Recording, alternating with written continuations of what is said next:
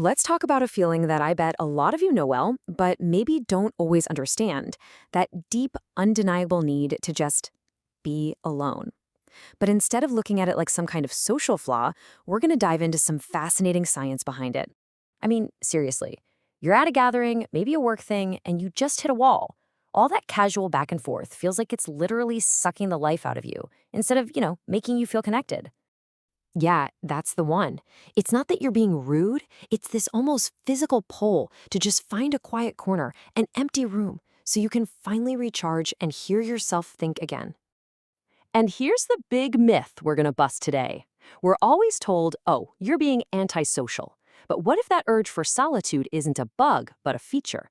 What if it's actually a clue about how your brain is wired? Okay, so this leads us to some really compelling research that questioned that whole idea that more socializing always makes you happier.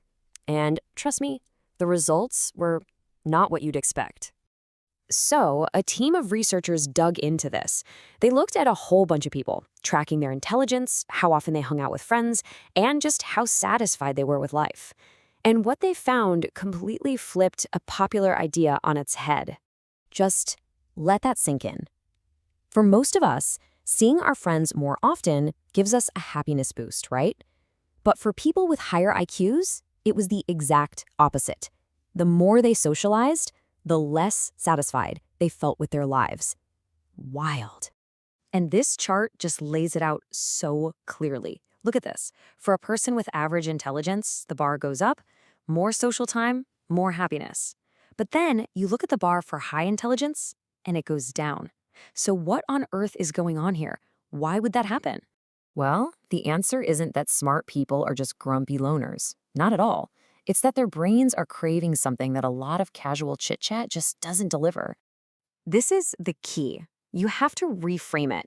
It's not a push away from other people. It's a powerful pull towards something else, towards complex ideas, big projects, and those long-term goals that really fire them up. And that's what we call deep thought. You know that state when you're just completely absorbed in something. You're tackling a tough problem or you're learning something new, and the rest of the world just fades away. That requires focus, and it requires uninterrupted space.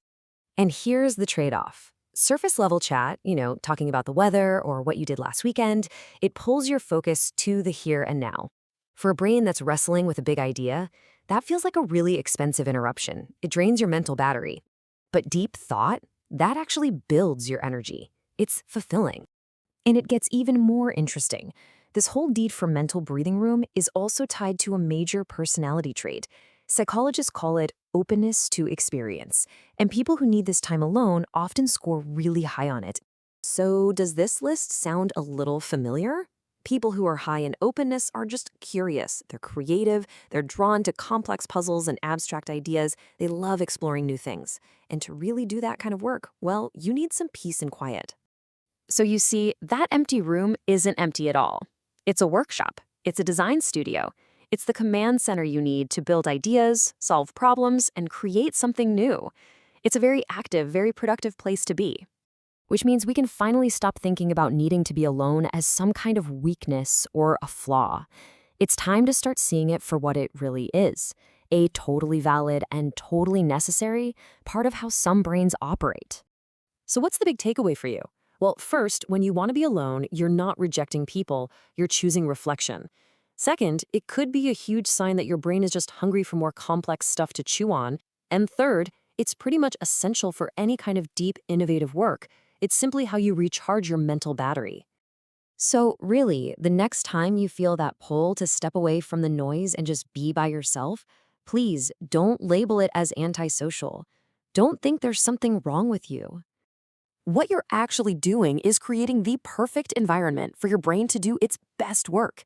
You're giving your next great idea the space it needs to take root and grow. And that's really the question I want to leave you with.